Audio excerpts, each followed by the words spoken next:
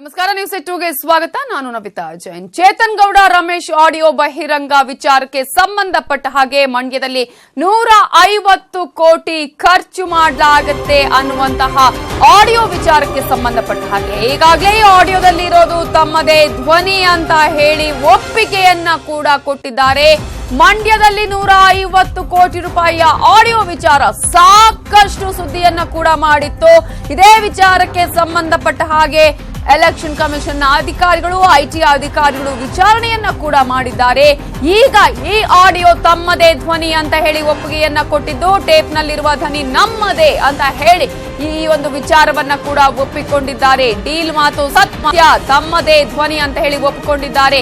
ಚೇತನ್ ಗೌಡ ಜೊತೆಗೆ ರಮೇಶ್ ಕೂಡ ಈ ಒಂದು ಆಡಿಯೋ ಕುರಿತು ತಪ್ಪೊಪ್ಪಿಗೆಯನ್ನ ನೀಡಿದ್ದಾರೆ. ನಾವಿಬ್ಬರು ಮಾತನಾಡಿರೋದು ಹೌದು, ನಮ್ಮದೇ ಧ್ವನಿ ಅಂತ ಹೇಳಿ ಈಗಾಗಲೇ ಚೇತನ್ ಗೌಡ ಮತ್ತು ರಮೇಶ್ ಈಗಾಗಲೇ ತಪ್ಪೊಪ್ಪಿಗೆಯನ್ನ ಕೂಡ ನೀಡಿದ್ದಾರೆ. ಟೇಪ್ನಲ್ಲಿರುವ ಧ್ವನಿ ನಮ್ಮದೇ, ಡೀಲ್ ಮಾತು ಸತ್ಯ ಅಂತ ಹೇಳಿ ಈಗಾಗಲೇ ಈ ಒಂದು ವಿಚಾರಕ್ಕೆ ಸಂಬಂಧಪಟ್ಟ ಹಾಗೆ ತಪ್ಪೊಪ್ಪಿಗೆಯನ್ನ ನೀಡಿರೋದು. ಐಟಿ ತನಿಖೆಯಿಂದ ಬಯಲಾಯಿತು ಡೀಲ್ನ ಅಸಲಿಯತ್ತು. ಸ್ಟಾರ್ ಹೋಟೆಲ್ ಒಂದರಲ್ಲಿ ಡಿನ್ನರ್ ವೇಳೆ ಒಂದು ಚರ್ಚೆಯನ್ನ ಕೂಡ ಮಾಡಲಾಗಿತ್ತು. ಶಿವರಾಮೇಗೌಡ ಪುತ್ರ ಚೇತನ್ ಗೌಡ, ಜೆಡಿಎಸ್ನ ರಮೇಶ್ ಇಬ್ಬರು ಮಾತನಾಡಿರುವಂತಹ ಆಡಿಯೋ ಟೇಪ್ ಸಾಕಷ್ಟು ಸುದ್ದಿಯನ್ನ ಮಾಡಿತ್ತು. ಒಂದು ರೀತಿಯಲ್ಲಿ ಮಂಡ್ಯದಲ್ಲಿ ಏನಾಗ್ತಾ ಇದೆ ಅನ್ನೋದರ ಸತ್ಯವನ್ನ ಬಯಲು ಮಾಡಿತ್ತು. ಈ ವಿಚಾರಕ್ಕೆ ಸಂಬಂಧಪಟ್ಟಂತೆ ಐಟಿ ಅಧಿಕಾರಿಗಳ ತನಿಖೆಯ ವೇಳೆ ಈಗಾಗಲೇ ಈ ಸತ್ಯವನ್ನ ಒಪ್ಪಿಕೊಂಡಿದ್ದಾರೆ ಚೇತನ್ ಗೌಡ. ಶಿವರಾಮೇಗೌಡ ಅವರ ಪುತ್ರ ಚೇತನ್ ಗೌಡ ಜೊತೆಗೆ ಜೆಡಿಎಸ್ ಮುಖಂಡರಾಗಿರುವಂತಹ, ಅದರಲ್ಲೂ ಕೂಡ ಗುತ್ತಿಗೆದಾರರಾಗಿರುವಂತಹ ರಮೇಶ್ ಈ ಒಂದು ತಪ್ಪೊಪ್ಪಿಗೆಯನ್ನ ಒಪ್ಪಿಕೊಂಡಿದ್ದು, ಖುದ್ದು ಹಾಜರಾಗೋದಿಕ್ಕೆ ಇಬ್ಬರಿಗೂ ಕೂಡ ಐಟಿ ನೋಟಿಸ್ ಅನ್ನ ನೀಡಿತ್ತು. ಐಟಿ ನೋಟಿಸ್ ಹಿನ್ನೆಲೆಯಲ್ಲಿ ವಿಚಾರಣೆಗೆ ಹಾಜರಾಗಿದ್ರು ಈ ಇಬ್ಬರು ಕೂಡ. ಟೇಪ್ನಲ್ಲಿರೋ ಆಡಿಯೋ ಸಂಭಾಷಣೆ ತಮ್ಮದೇ ಅಂತ ಹೇಳಿ ಈ ಸಂದರ್ಭದಲ್ಲಿ ಒಪ್ಪಿಗೆಯನ್ನ ಕೂಡ ಕೊಟ್ಟಿದ್ದಾರೆ. ನಾವೇ ಮಾತನಾಡಿರೋದು, ನಮ್ಮದೇ ಧ್ವನಿ ಅನ್ನೋದನ್ನ ಒಪ್ಪಿಕೊಂಡಿದ್ದಾರೆ ಈ ಸಂದರ್ಭದಲ್ಲಿ. ಈ ಹಿನ್ನೆಲೆಯಲ್ಲಿ ಐಟಿ ವಿಚಾರಣೆ ವೇಳೆ ಜೆಡಿಎಸ್ನ ಪಿ ರಮೇಶ್ ಕೂಡ ಒಪ್ಪಿಗೆಯನ್ನ ಕೊಟ್ಟಿದ್ದಾರೆ. ಇಬ್ಬರನ್ನ ಕೂಡ ಮುಖಾಮುಖಿ ಮಾಡಿಸಿದ್ದಾರೆ ಐಟಿ ಅಧಿಕಾರಿಗಳು. ಮಾತುಕತೆಯ ವೇಳೆ ಹಲವು ನಾಯಕರು ನನ್ನ ಜೊತೆ ಇದ್ರು ಅಂತ ಹೇಳಿ ಐಟಿ ವಿಚಾರಣೆ ವೇಳೆ ಒಪ್ಪಿಗೆಯನ್ನ ಕೊಟ್ಟಿದ್ದಾರೆ. ಜೆಡಿಎಸ್ನ ರಮೇಶ್ ತಮ್ಮದೇ ಆಡಿಯೋ ಅಂತ ಹೇಳಿ ಲಿಖಿತವಾಗಿ ಒಪ್ಪಿಗೆಯನ್ನ ಕೊಟ್ಟಿದ್ದಾರೆ.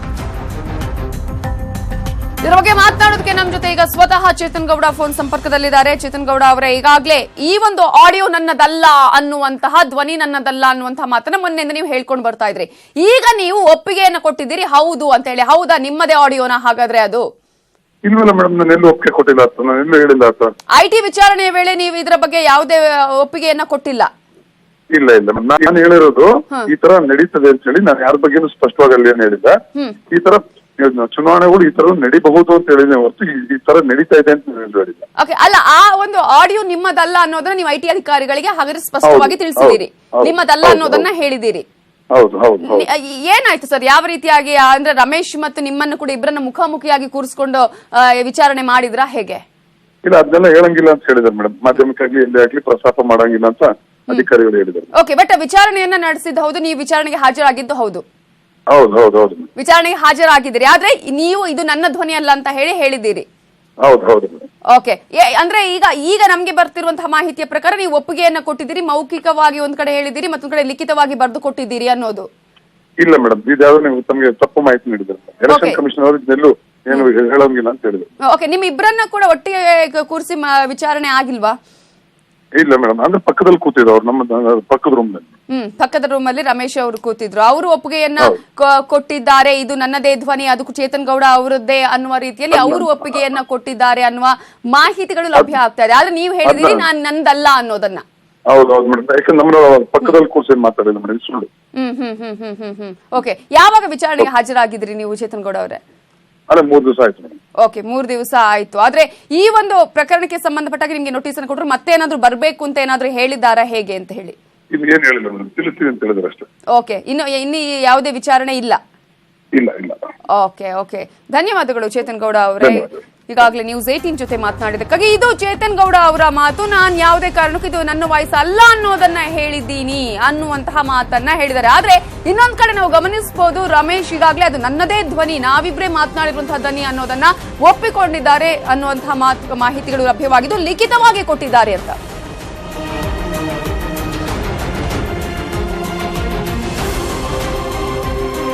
ಇದರ ಬಗ್ಗೆ ಮಾತನಾಡೋದಕ್ಕೆ ನಮ್ಮ ಜೊತೆ ಈಗ ಮಂಜುನಾಥ್ ಫೋನ್ ಸಂಪರ್ಕದಲ್ಲಿದ್ದಾರೆ. ಮಂಜುನಾಥ್, ಈಗಾಗಲೇ ನಾವು ಗಮನಿಸ್ತಾ ಇದ್ವಿ, ಒಂದ್ ಕಡೆ ಚೇತನ್ ಗೌಡ ಅವರ ಮಾತನ್ನ ನೀವು ಕೇಳಿಸಿಕೊಂಡ್ರಿ ಅಂತ ಅನ್ಕೋತೀನಿ ನಾನು. ಅಲ್ಲ, ನಾನು ಹೇಳೇ ಇಲ್ಲ ಅನ್ನುವಂತಹ ಮಾತನ್ನ ಹೇಳಿದ್ದಾರೆ. ಆದ್ರೆ ಯಾವ ರೀತಿಯಾಗಿ ಈಗ ಕಾನೂನಾತ್ಮಕವಾಗಿ ಒಂದು ರೀತಿಯಲ್ಲಿ ವಿಚಾರಣೆ ಕೂಡ ನಡೀತಾ ಇದೆ, ಏನ್ ಆಗಬಹುದು ಮುಂದೆ ಅಂತ?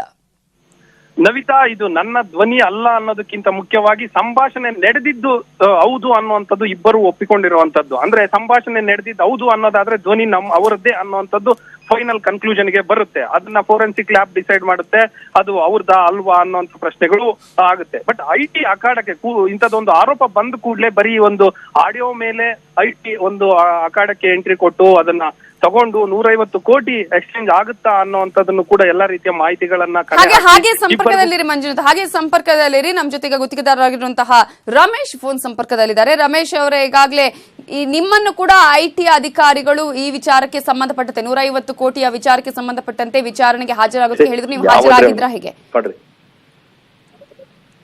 ರಮೇಶ್ ಅವ್ರ ನನ್ನ ವಾಯ್ಸ್ ಕೇಳಿಸ್ತಾ ಇದೆಯಾ ನಿಮ್ಗೆ? ನಮಸ್ಕಾರ ಮೇಡಮ್.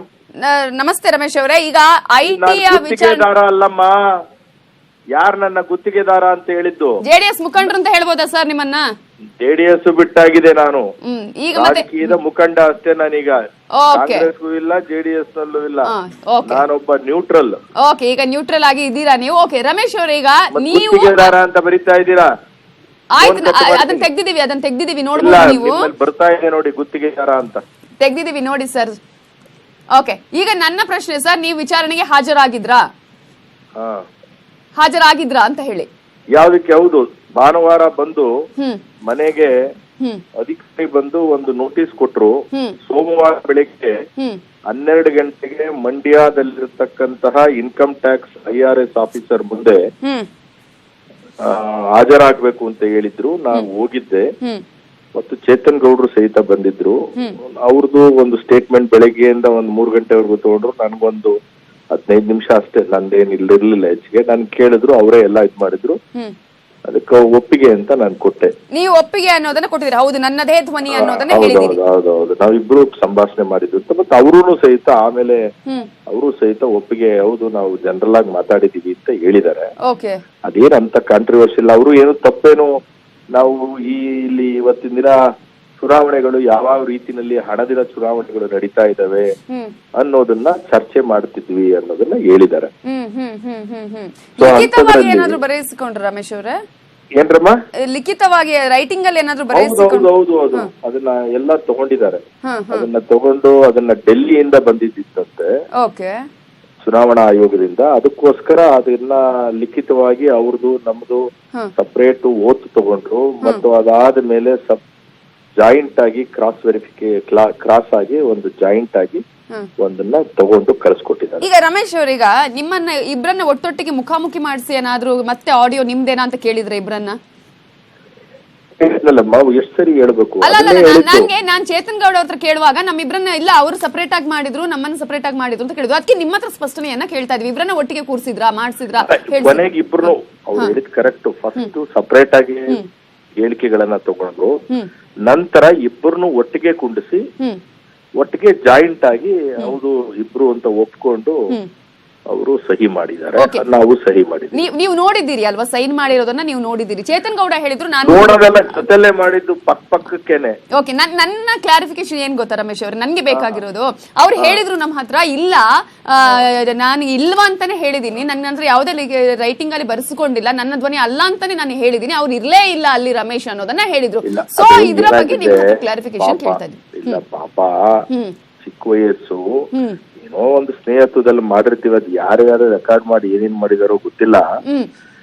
ಆದ್ರಿಂದ ಅದನ್ನ ಏನ್ ಮಾಡೋದು ಆ ರೀತಿ ಆದ್ರೆ ನಿಮ್ಗೆ ಇದಾಗುತ್ತೆ ಅನ್ನೋದನ್ನ ಅವ್ರು ಹೇಳಿದ್ರು. ಅದಾದ ನಂತರ ಅವರು ನಾನು ಹೋಗಿ ನಾನು ಹೌದು ಅಂತ ನಾನು ಹೇಳ್ಬಿಟ್ಟೆ. ಯಾಕಂದ್ರೆ ನಮ್ಮ ವಾಯ್ಸ್ ಎಲ್ಲರಿಗೂ ಗೊತ್ತಿರೋದು ಮತ್ತು ನಮಗ್ ಸುಳ್ಳು ಹೇಳಕ್ ಬರಲ್ಲ. ಅದಾದ ನಂತರ ಅವ್ರಿಗೂ ಹೇಳಿದ್ರು ಏನ್ ತೊಂದ್ರೆ ಆಗೋದಿಲ್ಲ, ಸುಮ್ಮನೆ ಇದು ಒಂದ್ ಬಂದಿದೆ, ಅಂದ್ರ ವೆದರ್ ಯು ಆರ್ ನೀವ್ ಏನ್ ಅದ್ರಲ್ಲಿ ಪಾತ್ರಧಾರಿ ಅಲ್ಲ ಮತ್ತೊಂದಲ್ಲ, ಏನೇನ್ ನಡೆಯುತ್ತೆ ಅನ್ನೋದನ್ನ ಹೇಳಿದೀರಾ. ಆಮೇಲೆ ಅದನ್ನ ನಾಳೆ ದಿನ ಏನಾದ್ರು ತೊಂದ್ರೆ ಆಗ್ಬಾರ್ದು ನಿಮ್ದು ಅಂತ ನೀವು ವಾದ ಮಾಡಿದ್ರೆ ಅಂತ ಹೇಳಾದ್ಮೇಲೆ ಮತ್ತೆ ಒಪ್ಕೊಂಡು ಇಬ್ರು ಒಪ್ಕೊಂಡಿದೀವಿ. ಓಕೆ, ಸತ್ಯ ಏನು ಅನ್ನೋದನ್ನ ಒಪ್ಪಿಕೊಂಡಿದ್ದೀರಿ ನೀವಿಬ್ರು ಕೂಡ. ಆ ನಂತರ ಅಲ್ಲ, ನಾನು ಯಾವತ್ತು ಸತ್ಯ ಇಲ್ಲ ಅಂತ ಹೇಳೇ ಇಲ್ಲ. ಅದೇ ನೀವ್ ಹೇಳಿದ್ರೆ ಚೇತನ್ ಗೌಡ ಹೇಳಿದ್ರು ಈಗ ನಂದಲ್ವಾ ಅಂತ ನಾನು ಹೇಳ್ಬಿಟ್ಟಿದೀನಿ ಅಂದ್ರು. ನಮ್ಗೊಂದ್ ಸ್ವಲ್ಪ ಡೌಟ್ ಇತ್ತು, ಅದಕ್ಕೆ ಕೇಳಿದ್ವಿ. ಇಲ್ಲ, ನೀವು ಮೊದಲನೇ ದಿನ ನನಗೆ ಫೋನ್ ಮಾಡಿದಾಗ ನಾನು ಹೊರಗಡೆ ಇದ್ದೆ. ಆ ಟಿವಿಲಿ ಏನ್ ಬರ್ತಾ ಇದೋ ನನಗೇನು ಗೊತ್ತಿರಲಿಲ್ಲ. ನಿಮ್ದ ಧ್ವನಿ ಅಂದ್ರೆ ನಾನು ನೋಡ್ಬಿಟ್ಟು ಹೇಳ್ತೀನ್ರಮ್ಮ, ನನಗೇನು ಗೊತ್ತಿಲ್ಲ ಅಂತ ಹೇಳಿದ್ದೆ. ಗೊತ್ತಿದ್ರಾ? ಸೊ ಆದ್ರಿಂದ ನನಗೆ ಗೊತ್ತಿರಲಿಲ್ಲ. ಈಗ ಮತ್ತೇನಾದ್ರೂ ವಿಚಾರಣೆಗೆ ಬರ್ಬೇಕು ಅಂತ ಏನಾದ್ರೂ ಹೇಳಿದಾರ ಹೇಗೆ? ಕೇಳಿಸ್ತಿದ್ಯಾ ರಮೇಶ್? ನನ್ನ ವಾಯ್ಸ್ ಕೇಳಿಸ್ತಾ ಇದೆಯಾ ನಿಮ್ಗೆ? ಆಯೋಗಕ್ಕೆ ಕಳಿಸಿದ್ದಾರೆ. ನಿಮ್ ವಾಯ್ಸ್ ಕರೆಕ್ಟ್ ಆಗಿ ಕೇಳ್ತಾ ಇಲ್ಲ, ಬ್ರೇಕ್ ಆಗ್ತಾ ಇದೆ. ಇನ್ನೊಂದ್ ಸ್ವಲ್ಪ ಜೋರಾಗಿ ಮಾತಾಡ್ಬೋದಾ? ಹಲೋ, ಹಾ ಹೇಳಿ ಹೇಳಿ ಹೇಳಿ. ಚುನಾವಣಾ ಆಯೋಗ ದೆಹಲಿಗೆ ಅದಾದ ನಂತರ ಎಸ್ ರಮೇಶ್, ನಿಮ್ಮ ಧ್ವನಿ ಸರಿಯಾಗಿ ಕೇಳಿಸ್ತಾ ಇಲ್ಲ. ಮತ್ತೊಮ್ಮೆ ನಿಮ್ಮನ್ನ ಸಂಪರ್ಕಿಸ್ತೀವಿ ನಾವು ಇದೇ ವಿಚಾರಕ್ಕೆ ಸಂಬಂಧಪಟ್ಟ ಹಾಗೆ. ಈಗಾಗಲೇ ರಮೇಶ್ ಅವರು ಈಗಾಗಲೇ ಹೇಳಿದ್ದಾರೆ, ನಾನು ಮತ್ತು ಚೇತನ್ ಗೌಡ ಇಬ್ರು ಕೂಡ ಒಪ್ಪಿಗೆಯನ್ನ ಕೊಟ್ಟಿದ್ದೇವೆ, ಲಿಖಿತವಾಗಿ ನಾವು ಬರೆದು ಕೊಟ್ಟಿದ್ದೇವೆ ಅನ್ನುವಂತಹ ಮಾತನ್ನ ಹೇಳಿದ್ದಾರೆ. ಇದರ ಬಗ್ಗೆ ಮಾತನಾಡೋದಕ್ಕೆ ಮತ್ತೆ ರಮೇಶ್ ಅವರು ಈಗ ಫೋನ್ ಸಂಪರ್ಕದಲ್ಲಿದ್ದಾರೆ. ರಮೇಶ್ ಅವರು, ನಿಮ್ ವಾಯ್ಸ್ ಸರಿಯಾಗಿ ಕೇಳಿಸ್ತಾ ಇರ್ಲಿಲ್ಲ. ಮತ್ತೊಮ್ಮೆ ಅಂದ್ರೆ ಹೇಳಿದಾರ ಹೇಗೆ ಅಧಿಕಾರಿಗಳು ಬರೋದಕ್ಕೆ? ಹೇಳಿ ಬರೋದಕ್ಕೆ ಮತ್ತೆ ಅಧಿಕಾರಿಗಳು ಏನಾದ್ರೂ ಹೇಳಿದಾರೆ? ಇನ್ನೊಂದ್ಸಲ ಬರೋದೇನಿಲ್ಲ, ಒಂದ್ಸಾರಿ ಸ್ಟೇಟ್ಮೆಂಟ್ ಆಗೋಯ್ತಲ್ಲ, ಇನ್ನೇನ್ ಬಂದ್ರೆ ಏನೈತೆ ಅದ್ರೊಳಗೆ? ಹೌದು ಅಂತ ಹೇಳಿದೀವಿ, ಒಪ್ಕೊಂಡಿದೀವಿ, ಮುಗ್ದೋಯ್ತು. ಚುನಾವಣಾ ಆಯೋಗದ ಕೆಲಸ ಅದು. ಮತ್ತು ಅವರು ಯಾವ ರೀತಿ ಅದರಲ್ಲಿ ಸತ್ಯಾಸತ್ಯತೆ ಇದೆಯಾ ಅಥವಾ ಏನಿದೆ, ಹೇಗಿದೆ, ಇದೇನು ಲೋಕಾರೂಢಿ ಮಾತಾ ಅಥವಾ ಸತ್ಯತೆ ಇದೆಯಾ ಅನ್ನೋದನ್ನ ಅವರು ಚುನಾವಣಾ ಆಯೋಗದವರು ಚುನಾವಣೆನ ನಡೆಸ್ತಾ ಇದ್ದಾರೆ. ಆ ಪ್ರಕ್ರಿಯೆ ನಡೀತಾ ಇದೆ. ಅದನ್ನ ಸರಿಯಾದ ರೀತಿಯಲ್ಲಿ ಚುನಾವಣೆನ ನಡೆಸೋತಕ್ಕಂಥ ಜವಾಬ್ದಾರಿ ಚುನಾವಣಾ ಆಯೋಗದವ್ರದ್ದಿರುತ್ತೆ. ನಮ್ದೇನಿರುತ್ತೆ, ನಾವೊಬ್ರು ಸಾಮಾನ್ಯ ಪ್ರಜೆಗಳು, ಮತದಾರರು. ನಮ್ದೇನಿರ್ತದೆ, ನಾವು ಈ ದೇಶದ ಪ್ರಜೆಗಳು. ನಮಗೆ ಈ ದೇಶದಲ್ಲಿ ವಲಸಾಗ್ತಾ ಇದೆ ಇವತ್ತಿನ ರಾಜಕೀಯಗಳು. ಈ ರೀತಿ ವಲಸಾಗತಕ್ಕಂಥದ್ನ ಯಾವ್ದಾದ್ರು ರೀತಿನಲ್ಲಿ ಈ ಚುನಾವಣೆಗಳನ್ನ, ಈ ವಲಸನ್ನ ತೆಗೆದ್ರೆ ಸಮಾಜಕ್ಕೂ ಒಳ್ಳೇದು, ರಾಜಕಾರಣಿಗೂ ಒಳ್ಳೇದು, ದೇಶಕ್ಕೂ ಒಳ್ಳೇದು. ನಿಜ ನಿಜ. ಆ ಒಂದು ವಿಚಾರಕ್ಕೆ ಸಂಬಂಧಪಟ್ಟ ಹಾಗೆ ಸ್ಪಷ್ಟನೆಯನ್ನ ಕೂಡ ಕೇಳಿದ್ವಿ. ಯಾಕಂದ್ರೆ ಒಂದ್ ಕಡೆ ಸಾಕಷ್ಟು ಗೊಂದಲಗಳಿತ್ತು. ಇಲ್ಲ, ಹೌದು ಅವ್ರದ್ದು ವಾಯ್ಸ್ ಅಲ್ಲ ಅನ್ನುವಂಥದ್ದು ವಿಚಾರಣೆ ವೇಳೆ ಕೂಡ ಒಪ್ಕೊಂಡ್ರು ಅಂತಾರೆ, ಇಲ್ಲ ಅಂತ ಹೇಳಿದ್ದಾರೆ. ಆ ಕಾರಣಕ್ಕಾಗಿ ಅಲ್ಲ ಅಂತ ಯಾವತ್ತೂ ಹೇಳಿಲ್ವಲ್ಲ ಯಾರು. ಅಲ್ಲಲ್ಲ, ನೀವೀಗ ಒಪ್ಪಿಕೊಂಡಿದ್ದೇವೆ ಅಂತ ನೀವು ಹೇಳಿದ್ರಿ, ಅಧಿಕಾರಿಗಳ ಮುಂದೆ ನಾವು ಲಿಖಿತವಾಗಿ ಬರೆದಿದ್ದೇವೆ ಅನ್ನೋದನ್ನ ನೀವು ಒಪ್ಪಿಕೊಂಡ್ರಿ. ಅದರಲ್ಲೂ ಕೂಡ ಸತ್ಯ ಏನಿದೆ, ಹೌದು ನಾನು ಒಪ್ಕೊಳ್ತೀನಿ ಅನ್ನೋದನ್ನ ನೀವು ಹೇಳಿದ್ರಿ. ಒಂದ್ ದೊಡ್ಡ ಪ್ರಕರಣ ಇದು, ಗಂಭೀರವಾದ ಪ್ರಕರಣ ಅಂತ ಹೇಳಿ. ಆದ್ರೆ ಚೇತನ್ ಗೌಡ ಅವ್ರ ನಾವು ಕೇಳಿದಾಗ ನಾನು ರಮೇಶ್ ಅವ್ರು ಮುಖಾಮುಖಿ ಆಗ್ಲೇ ಇಲ್ಲ ಅನ್ನೋದನ್ನ ಹೇಳಿದ್ರು. ಅವ್ರು ಬೇರೆ ರೂಮ್ ಅಲ್ಲಿ ಇದ್ರು ಅಂತ ಹೇಳಿದ್ರು, ನಾನು ಒಪ್ಕೊಂಡೇ ಇಲ್ಲ ಅಂತ ಹೇಳಿದ್ರು. ಆ ತರದ ಕನ್ಫ್ಯೂಷನ್ಗೆ ಒಂದಷ್ಟು ಕ್ಲಾರಿಟಿ ಸಿಗ್ಲಿ ಅನ್ನುವಂತದಕ್ಕೋಸ್ಕರ ಮಾತ್ರ ಕೇಳಿದ್ದು ನಿಮ್ಗೆ. ಆಗ್ಲಿ, ಇದನ್ನ ಯಾರ ಮೇಲೆ ತೇಜೋವಧೆ ಮಾಡ್ಬೇಕು ಅಂತ ಹೇಳ್ತಾ ಇಲ್ಲ ಅಥವಾ ಮತ್ತೊಂದಲ್ಲ. ಅಲ್ಲ, ನಾವು ಸತ್ಯ ಏನು ಅಂತ ಅಷ್ಟೇ ಕೇಳಿದ್ನಿ. ಹೇಳ್ಬೇಕಾಗ್ತದೆ. ಕಾರಣ ಇಷ್ಟೇ, ಅವರು ಸಹಿತ ಎನ್ಕ್ವೈರಿ ಮಾಡ್ಬೇಕಾದ್ರೆ ದೆಹಲಿಯಿಂದ ಬಂದಿರೋದು ಎಲ್ಲಿ ಇಲ್ಲಿ ಲೋಕಲ್ ಚಾನೆಲ್ಗಳಲ್ಲಿ ಏನ್ ಹಾಕಿದ್ದಾರೆ ಅದನ್ನ ಲೋಕಲ್ ಚಾನೆಲ್ ಇರತಕ್ಕಂಥದ್ದನ್ನೇ ಪ್ಲೇ ಮಾಡಿ, ಅದನ್ನೇ ಇಂಗ್ಲಿಷ್ ನಲ್ಲಿ ಡ್ರಾಫ್ಟ್ ಮಾಡಿ, ಟ್ರಾನ್ಸ್ಲೇಟ್ ಮಾಡಿ ಹೇಳಿದಂತ ಸಂದರ್ಭದಲ್ಲಿ ನಾವು ಇವತ್ತಿನ ದಿನ ಚಾನೆಲ್ಗಳಲ್ಲಿ ಇಲ್ಲ ಅಂತ ಹೇಳಿದಾಗ ಅದನ್ನು ಸಹಿತ ಅವರು ಇದ್ ಮಾಡ್ತಾರೆ. ಸೊ ಆದ್ರಿಂದ ಅದು ಆಗಬಾರದು ಅನ್ನೋದಕ್ಕೋಸ್ಕರ ನಾನು ಸ್ಪಷ್ಟನೆ ಕೊಡ್ತೀನಿ. ಮತ್ ಇದರಲ್ಲಿ ಯಾರು ಏನು ಇಲ್ಲ, ಪಾಪ ಅವರು ಚೇತನ್ ಗೌಡನು ಸಹಿತ ಅಂತ ಒಂದು ತಪ್ಪೇನು ಮಾತಾಡಿಲ್ಲ, ಜನರಲ್ ಆಗಿ ಮಾತಾಡಿದರೆ ಚುನಾವಣೆಗಳು ಯಾವ್ಯಾವ ರೀತಿ ನಡೀತಾ ಇದಾವೆ ಅಂತ. ಇದು ಎಷ್ಟೋ ಸಾರಿ ನಾವು ಮಾತಾಡ್ತಾನೆ ಇರ್ತೀವಿ ಎಲ್ಲಾರು, ನಾವು ಸ್ನೇಹಿತರುಗಳು. ಇದು ಯಾವ ರೀತಿನಲ್ಲಿ ಯಾರು ಹೇಗೆ ಇದನ್ನ ರೆಕಾರ್ಡ್ ಮಾಡಿದ್ದಾರೆ ಅನ್ನೋದು ಗೊತ್ತಿಲ್ಲ. ಯಾಕಂದ್ರೆ ಅವತ್ತು ನನ್ನ ಜೊತೆನಲ್ಲಿ ಹಲವಾರು ಜನ ಸ್ನೇಹಿತರು ಕೂತಿದ್ರು. ಇಲ್ಲಿ ಕೇಂದ್ರದಲ್ಲಿ ನಾನು ಕಾಂಗ್ರೆಸ್ ಅಭ್ಯರ್ಥಿ ವಿರುದ್ಧವಾಗಿ ಕೆಲಸ ಮಾಡ್ತಾ ಇದ್ದೀನಿ. ಆದ್ರಿಂದ ಇಲ್ಲಿ ಯಾರಾದ್ರೂ ನಾನೇನ್ ಮಾತಾಡ್ತೀನಿ ಅಂತಂದು ಚಾರ್ಜ್ ಇಟ್ಟಿದ್ದೀನಿ ಅಂತ ಮೊಬೈಲ್ಗಳು ಅಕ್ಕಪಕ್ಕದಲ್ಲಿ ಇಟ್ಟಿದ್ರು. ಅದರಲ್ಲಿ ಯಾರೋ ಆ ವಿಷಯಕ್ಕೆ ಅಂತ ಏನೋ ರೆಕಾರ್ಡ್ಗಳು ಮಾಡಿರ್ಬೇಕು. ಒಂದಷ್ಟು ಜನ ಅಲ್ಲೇ ಇದ್ರು ಅಂತ ಹೇಳ್ತಿದ್ರು. ಅಲ್ಲೇ ಇದ್ರು, ನಾನು ಸ್ಪೀಕರ್ ಫೋನ್ ನಲ್ಲಿ ಮಾತಾಡ್ಕೊಂಡು ಕೂತಿದ್ದೆ ರಾತ್ರಿ. ಆ ಸಂದರ್ಭದಲ್ಲಿ ನಾನು ಸುಮ್ನೆ ಲೋಕಾರೂಢವಾಗಿ ಸ್ನೇಹಿತ ತಮ್ಮ ಇದ್ದಾಗೆ ಆತನ ಬಗ್ಗೆ ಮಾತಾಡ್ತಾ ಇರ್ತಿದ್ವಿ. ಆ ಮಾತಾಡ್ಬೇಕಾದ್ರೆ ಅದು ರೆಕಾರ್ಡ್ ಮಾಡ್ಬಿಟ್ಟಿರ್ಬೇಕು ಯಾರು. ಅದನ್ನ ಎಲ್ಲೆಲ್ಲಿ ಅವ್ರು ಯಾರ್ಯಾರು ಕಳಿಸಿದ್ರು ಅನ್ನೋದು ನನಗೆ ಗೊತ್ತಿಲ್ಲ. ಅದ್ ಬೆಳಗ್ಗೆನೆ ಗೊತ್ತಾಗಿದ್ದೆ, ಯಾರೋ ಸ್ನೇಹಿತರು ಫೋನ್ ಮಾಡಿದ್ಮೇಲೆ.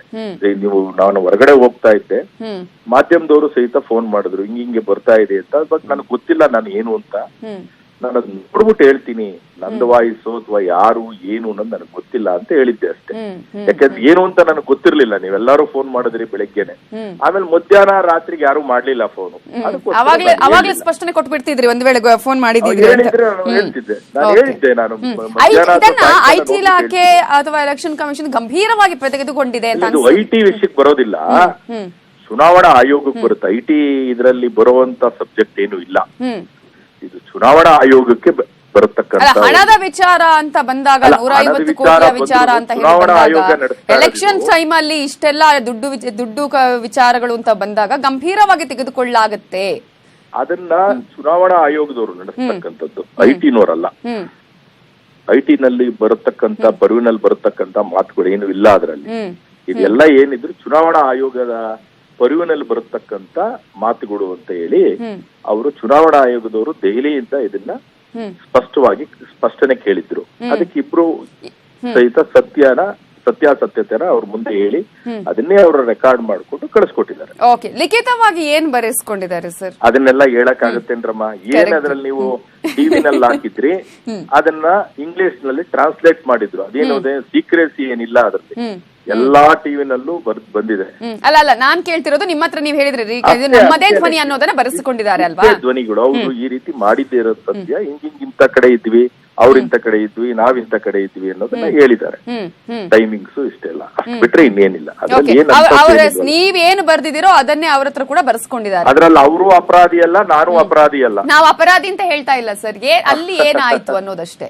ಅಷ್ಟೇ ಅಮ್ಮ ಹೇಳಿದ್ದು. ಅದೇ ಅವ್ರ ಹತ್ರನು ಅದೇ ರೀತಿಯಾಗಿ ಬರ್ಸ್ಕೊಂಡಿದ್ದಾರೆ ಚೇತನ್ ಗೌಡ ಅವ್ರ ಹತ್ರನು. ಇಬ್ರು ಒಂದೇ ಸ್ಟೇಟ್ಮೆಂಟ್. ಅಷ್ಟು ಬಿಟ್ರೆ ಇನ್ನೇನಿಲ್ಲ. ನಮ್ಮದೇ ಧ್ವನಿ ಅನ್ನೋದನ್ನ ಬರೆಸಿಕೊಂಡಿದ್ದಾರೆ ಇಬ್ಬರ ಹತ್ರನು. ನಮ್ಮದೇ ಹೌದು ಅನ್ನೋದನ್ನ ಸತ್ಯವನ್ನ ಒಪ್ಪಿಕೊಂಡಿದ್ದೀರಿ ಅಂತ ಹೇಳಿ. ಓಕೆ ಧನ್ಯವಾದಗಳು ರಮೇಶ್ ಅವರೇ, ನ್ಯೂಸ್ 18 ಜೊತೆ ಮಾತನಾಡಿದ್ದಕ್ಕಾಗಿ. ಇದು ರಮೇಶ್ ಅವರ ಮಾತು. ನಾನು ಮತ್ತು ಚೇತನ್ ಗೌಡ ಇಬ್ರು ಕೂಡ ಒಪ್ಪಿಕೊಂಡಿದ್ದೇವೆ, ಇದು ನಮ್ಮದೇ ಧ್ವನಿ ಅನ್ನೋದನ್ನ ನಾವು ಲಿಖಿತವಾಗಿ ಬರೆದುಕೊಟ್ಟಿದ್ದೇವೆ ಅನ್ನೋದನ್ನ ರಮೇಶ್ ಹೇಳಿದ್ದಾರೆ. 150 ಕೋಟಿ ರೂಪಾಯಿ ಆಡಿಯೋ ಡೀಲ್ ವಿಚಾರಕ್ಕೆ ಸಂಬಂಧಪಟ್ಟ ಹಾಗೆ ಆಡಿಯೋದಲ್ಲಿರೋದು ಧ್ವನಿ ನಮ್ಮದೇ ಅಂತ ಹೇಳಿದ್ದಾರೆ ರಮೇಶ್. ಈಗಾಗಲೇ ನಾನು ಚೇತನ್ ಗೌಡ ಇಬ್ರು ಕೂಡ ಒಪ್ಪಿಕೊಂಡಿದ್ದೇವೆ, ವಿಚಾರಣೆಯ ವೇಳೆ ಇಬ್ರು ಕೂಡ ಈ ವಿಚಾರವನ್ನ ಚುನಾವಣಾ ಅಧಿಕಾರಿಗಳ ಮುಂದೆ ಸತ್ಯವನ್ನ ಒಪ್ಪಿಕೊಂಡಿದ್ದೇವೆ ಅಂತ ಹೇಳಿ ಈಗಾಗಲೇ ರಮೇಶ್ ಹೇಳಿದ್ದಾರೆ. ಇಬ್ಬರ ಬಾಯಲ್ಲೀಗ ಗೊಂದಲದ ಹೇಳಿಕೆ ಬರ್ತಾ ಇದೆ. ಧ್ವನಿ ನನ್ನದೇ ಅಂತ ಹೇಳಿದ್ದಾರೆ ಪಿ ರಮೇಶ್, ಆದ್ರೆ ಧ್ವನಿ ನನ್ನದಲ್ಲ ಅಂತ ನಾನು ಹೇಳಿದ್ದೇನೆ ಅಂತ ಹೇಳ್ತಾ ಇದ್ದಾರೆ ಚೇತನ್ ಗೌಡ.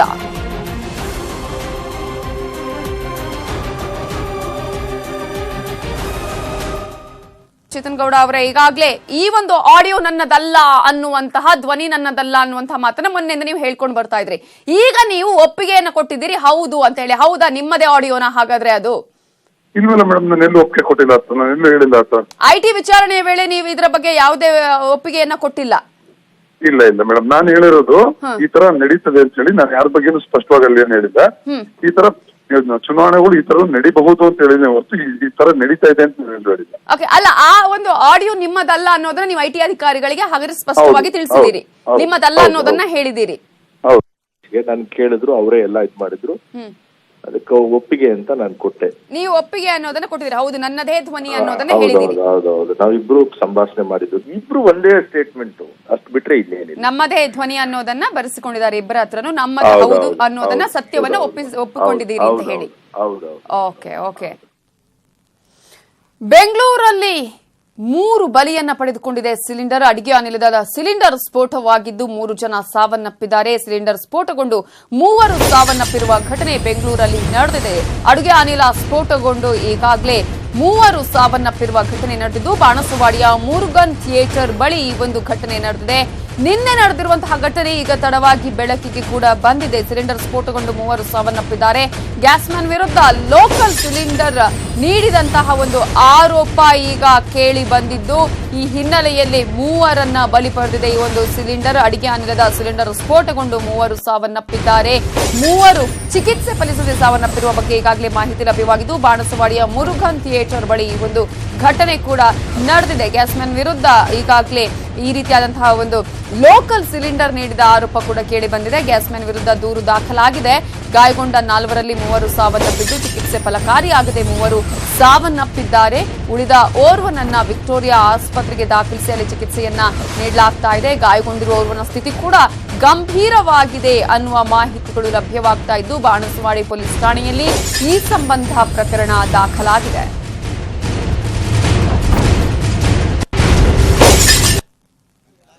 ಸಿಲಿಂಡರ್ ಸ್ಫೋಟಗೊಂಡು 3 ಸಾವನ್ನಪ್ಪಿರುವಂತಹ ಘಟನೆ ಬಾಣಸವಾಡಿಯಲ್ಲಿ ನಡೆದಿದೆ. 4 ಈ ಒಂದು ಸಿಲಿಂಡರ್ ಸ್ಫೋಟದಲ್ಲಿ ಗಾಯಗೊಂಡಿದ್ರು. ಆ 4ರನ್ನ ಕೂಡ ಆಸ್ಪತ್ರೆಗೆ ದಾಖಲಿಸಲಾಗಿತ್ತು. ಆದರೆ ಚಿಕಿತ್ಸೆ ಫಲಕಾರಿಯಾಗಿದೆ. ಇವತ್ತು 3 ಸಾವನ್ನಪ್ಪಿರುವುದು.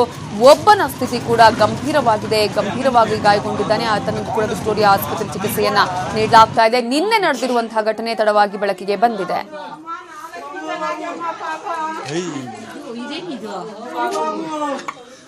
Mulai kali nggak pot pak.